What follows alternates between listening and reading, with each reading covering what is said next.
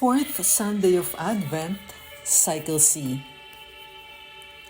The community's Action in Solidarity and Association Jesus Solidarity are inviting you to listen to the Living Gospel for December 22. Let us meditate on the Gospel according to Luke, chapter 1, verses 39 to 45, with commentary from Father Patxi Loidi in the voice of Rosa Ocampo. Proclamation of the Holy Gospel according to St. Luke. Mary set out and traveled to the hill country in haste to a town of Judah, where she entered the house of Zechariah and greeted Elizabeth. When Elizabeth heard Mary's greeting, the infant leaped in her womb, and Elizabeth, filled with the Holy Spirit, cried out in a loud voice and said, "Blessed are you among women, and blessed is the fruit of your womb. And how does this happen to me, that the mother of my Lord should come to me? For at the moment the sound of your greeting reached my ears, the infant in my womb leaped for joy. Blessed are you who believe that what was spoken to you by the Lord would be fulfilled." The Gospel of the Lord. Father Patxi's commentary. Friends of the Living Gospel, Happy Day of the Lord and Merry Christmas, which is just a couple of days away. Did Mary of Nazareth really go to Judea? The distance is too far for anyone, more so for a pregnant woman traveling alone, riding a donkey. But great and luminous are the revelations of this passage that we can affirm that this is a true story. Although the historical fact is problematic and improbable, it tells us the profound and theological truth.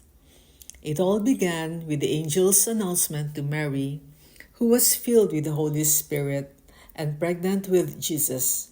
That was like the baptism of Mary. Blessed woman, Elizabeth perceived Jesus. All women speak through the mouth of Jesus.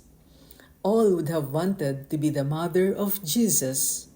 Blessed, because you are the mother of my Lord, but more blessed because you have believed. Great praise and at the same time a criticism to those who see only the blood ties. This is how the Gospel makes Mary our model of faith. But her faith was not easy. The Gospel highlighted it in the passage of the child lost in the temple. Mary and Joseph did not understand their child's explanation in Luke chapter 2, verse 50. The small historicity of this passage pales before the brightness of Mary's faith.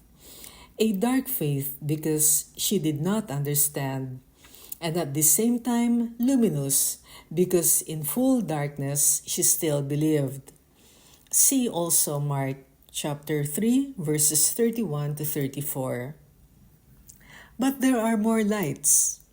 Mary evangelizes Elizabeth and her child with her greeting, with the timbre of her voice, with the inner power hidden behind that greeting. She is the first missionary of Jesus, and she was, because she had been previously evangelized by the angel Gabriel in Luke chapter 1, verses 26 to 38. First evangelized and first evangelizer, the happy expression of the bishops of the Philippines. All a dazzling reality that Mary puts before us to teach us to develop the missionary power that baptism has injected us with. Thus, the mystery of salvation and the ways of God are amazingly clear, that all baptized persons, like Mary, are instruments of Jesus and of God's salvation. She is the first, and that God uses the simplest means. One person enlightens another, who in turn enlightens another, and so forth and so on. Unfortunately, many Christians ignore being the saving instruments of Jesus. They do not activate baptismal grace. They are cutting off the saving grace of God. What can be said about the people who discard Mary? She is not a figure invented by Catholics, but a relevant character of the gospel. Worship Mary? Never. But to reject Mary is an anti-biblical somersault.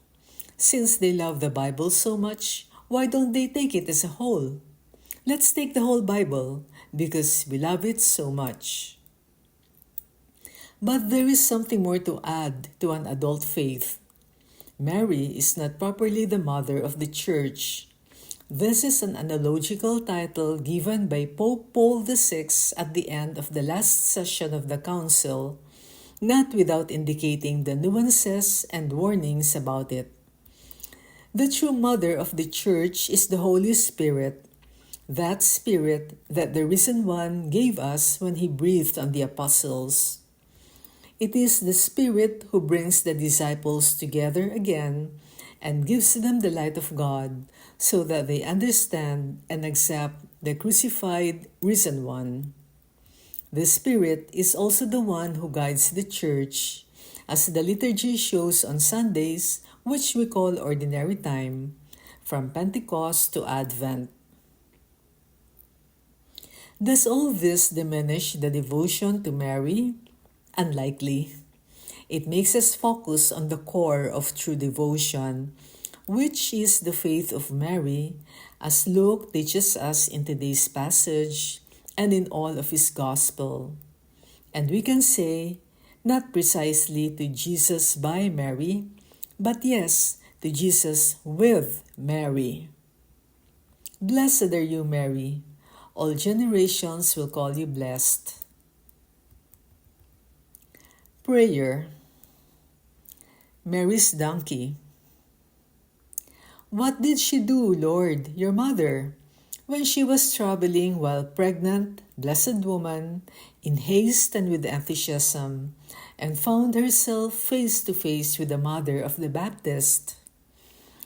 What an explosion it created! What fire! He scorched Elizabeth, her cousin, and made to dance by the creature in her womb. With your coming, Lord, you brought your mighty wind to the world, without you having stepped on the earth yet. Early on, you started doing your works with a missionary zeal, so powerful and so fine. What a voice your father gave her! What an apostolic song! What a beautiful melody! I join the missionary chain released by your father from above with your beloved mother, the major link, behind you, the indisputable first on the front row. I join excitedly, and I beg you, refine my throat, fill my lungs with your divine spirit and her poetry, hidden above the donkey, inside the heart of your mother and disciple.